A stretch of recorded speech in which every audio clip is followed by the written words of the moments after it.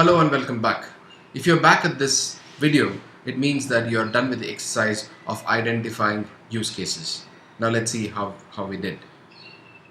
When I do this session in a classroom and I give participants the same exercise, these are some of the identified use cases names that I actually get. I don't know the list that you have written down on your piece of paper, but if they are anything close to what I have actually written on this particular slide, then I'm afraid our use case identification may not be the right ones. A couple of the ones that are mentioned here are pretty close, but they are actually not correct in terms of use case identification. So that being said, how are we supposed to go about knowing what exactly constitutes a use case, or how do we go about identification of use cases the right way? Now let's see and learn the 4 tests that are provided by Craig Larman, which is going to help us with respect to use case identification themselves. Craig Larman, in his book Applying UML and Patterns, suggests the size test, the BOSS test, and the EVP test as a way of identifying use cases correctly. And I've added the first one, the naming test, to it. Now let's look at each one of them in a little bit of detail to understand how they actually help us in identification of use cases. By the way, if you actually have a use case that actually passes all these 4 tests, that means you're on the right path with respect to identifying a use case. So let's start with the naming test. If you remember what a use case definition consisted of, it was made up of a series of steps with respect to a particular actor producing a measurable business results. Now, in terms of English grammar or parts of speech, what is the part of speech that helps you with the action of steps? That is nothing but a verb. But just a verb doesn't give you the entire context, and hence we typically tend to add a noun to go with that particular verb. Hence, a good use case name is something that ideally has a verb and a noun to go with it, and it ideally should not be an extremely lengthy sentence, but probably something that's made up of not more than 3 or 4 words. So that's what we may mean by a naming test. A use case name consisting of a noun and a verb that defines the action that's happening against that noun. That's what we mean by the naming test. Now let's take a look at the other 3 tests. In this particular context, the size and granularity test mean the same. They're actually synonyms, and in this context, they can actually be used interchangeably. And the other 2 tests, the BOSS and the EVP test, the way I look at them as the 2 ends of a particular measure or a scale.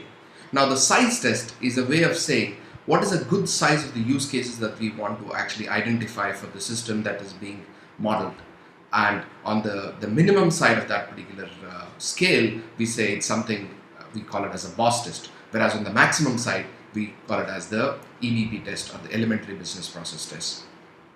Please note, this is not a mathematical scale by any means, so we really can't say a good use case should be weighing 25 kgs or 25 centimeters. No, we do not have a way of saying that, but a good use case should ideally be something that is larger than a BOSS test, but something that's smaller than a EVP. Or another simple way of saying is a good use case size is something that passes both the BOSS test and the EVP test.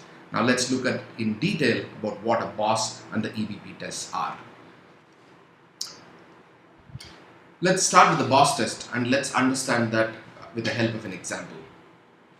Assume both of us are working for the same retail store and you're my boss. And for this particular day, you have asked me to manage the returns desk. Now, just to make sure we are on the same page, returns desk is basically the desk where a customer who has purchased something earlier can come back to this particular desk to either exchange or return whatever they've actually purchased. And the person who manages this particular desk helps this particular customer with whatever returns or returning back the items that they have purchased with for this particular customer.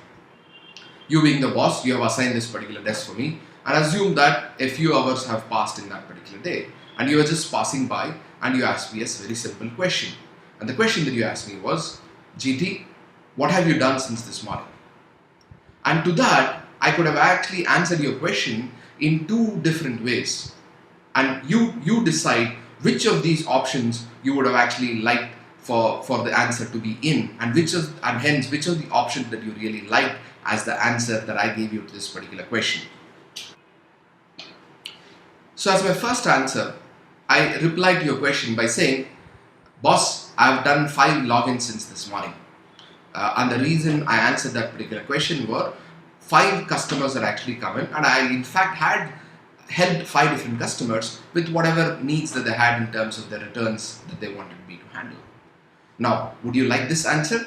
Or what if, having done the exact same work, I answered the question in a different way? I would have actually said, I have actually handled 5 returns. Now, which of these 2 options do you really like? And the real question is, why is that we probably are going to choose the second option, which is, I wish I had the answer that I had given you was handle returns instead of actually saying login. Now, that's a real question to think about, and that's the one that really answers us as to what the boss test really means.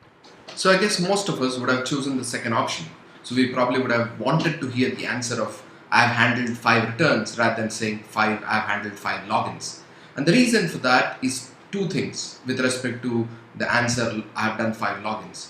First and foremost, it fails to convey to the boss as to what has actually been achieved from a business perspective. That's the main reason.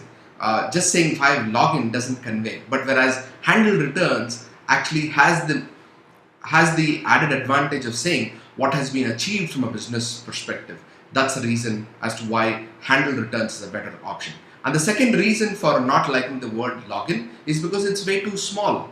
If you really think about it, login is probably just the first step, or in fact even a precondition in the handle returns use case. Somebody has to log into the system to achieve something, and hence that's exactly what I did. I logged into the system probably 5 times, and for each of the customer I handled their returns. So saying the answer or replying to the question that you asked with respect to 5 logins or 5 handle returns, that's the difference. Even though the work I did was exactly the same between them, just identifying the use cases in different ways actually conveys 2 different meanings, and hence that's where the boss test comes. So just to summarize the real purpose of boss test, any name of a given use case should convey the business functionality that's actually being achieved. That's number 1. Number 2, it should not be so small that it cannot be considered as a use case by itself.